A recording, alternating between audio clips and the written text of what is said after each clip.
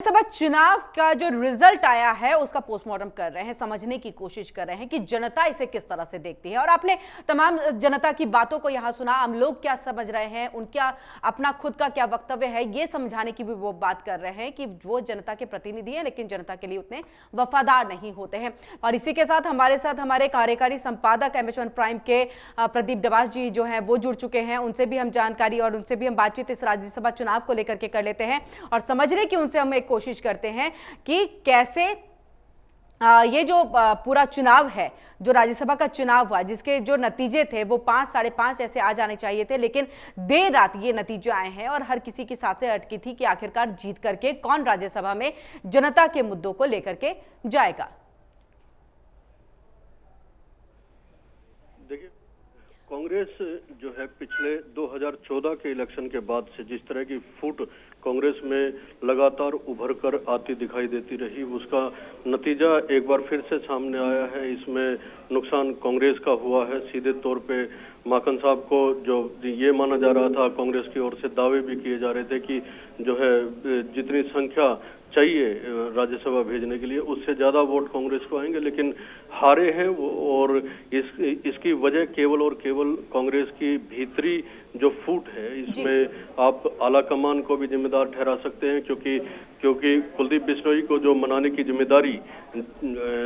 निभाई जानी चाहिए थी, मैं कहूंगा कि उस तरीके से नहीं निभाई गई। और जो कुलदीप बिश्नोई खुद पार्टी में रहते हुए जो जिस तरीके से उन्होंने क्रॉस वोट किया, 2016 में उन्होंने अपनी पार्टी का विलय कांग्रेस के साथ किया था, जो हरियाणा जनहित कांग्रेस उन्होंने बनाई थी, भजन लाल BL जिसका नाम दिया था। उसके बाद ये माना जा रहा था कि कुलदीप भी हरियाणा में कांग्रेस की सियासत में एक धड़ा जो है बनके, क्योंकि कांग्रेस को अगर हम देखने की कोशिश करें तो वो कहीं ना कहीं हर जगह बटी हुई दिखाई देती है। कहीं शैलजा खेमा है, कहीं हुड्डा खेमा है, कहीं किरण चौधरी का अपना खेमा है, कहीं जो है कुलदीप बिश्नोई का अपना खेमा है। और वो एक कभी होके एकजुट होके दिखाई नहीं दी। 2019 के चुनाव में एक बस में तमाम विधायकों को जो है वो कहेंगे कि सवार करवा के और एक मैसेज देने की कोशिश की गई थी, लेकिन वो भी काम नहीं आया था। और उसके बाद अब जो रिजोर्ट की राजनीति की गई थी रायपुर में, लेके गया तमाम विधायकों को और उसके बाद कहा गया कि कांग्रेस एक है, लेकिन उसके बावजूद एक होने का मैसेज तब तक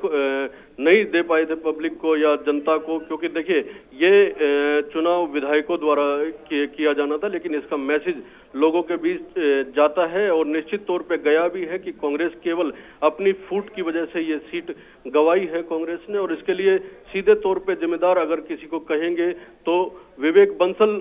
जो है वहां पे प्रभारी थे, उनको वोट दिखाई भी गई थी। तो क्या विवेक बंसल साहब को पहले नहीं पता था कि क्योंकि कुलदीप बिश्नोई सुबह ही अपनी वोट कास्ट कर चुके थे और अपने जो इलेक्शन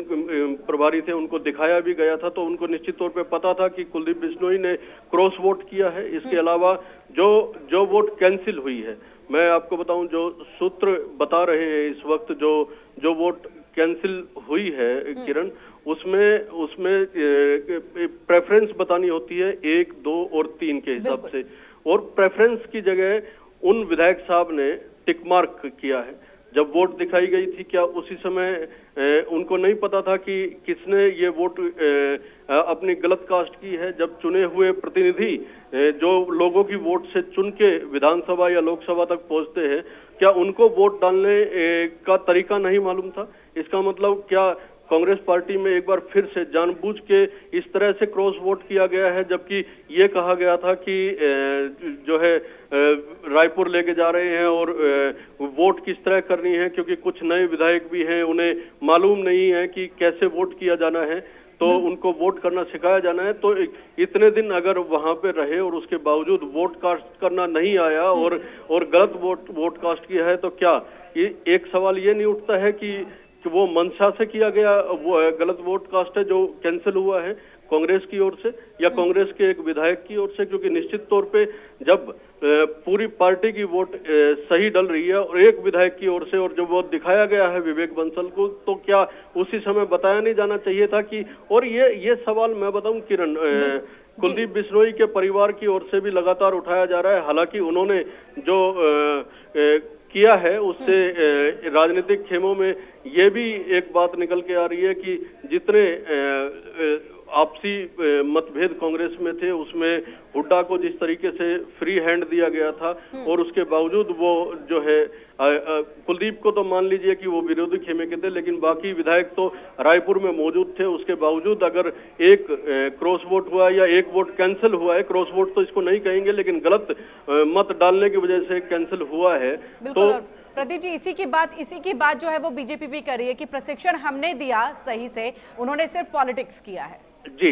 जी, यही 2016 में हुआ था और सवाल ये उठ रहा है कि जब 2016 में अगर कार्रवाई कर दी जाती तो कम से कम इस तरह की नौबत इस वक्त नहीं आती। किरण, बिल्कुल, बहुत बहुत शुक्रिया सर हमसे जुड़ने के लिए प्रदीप जी, और तमाम इस पूरे राज्यसभा चुनाव को यहाँ पर समझाने के लिए कि आखिरकार गलत कहाँ हो गया, क्या गड़बड़ी हो गई जिस वजह से कांग्रेस को अपनी सीट गंवानी पड़ी। यानी कि अजय माकन जो कि चौथी बार हार चुके हैं और कार्तिकेय शर्मा निर्दलीय उतरे थे और वो अब राज्यसभा में हरियाणा की जनता के मुद्दों को लेकर के जाएंगे। फिलहाल इस खास पेशकश में इतना ही। देश दुनिया की बाकी खबरों के लिए आप जुड़े रहिए एमएचएन प्राइम के साथ।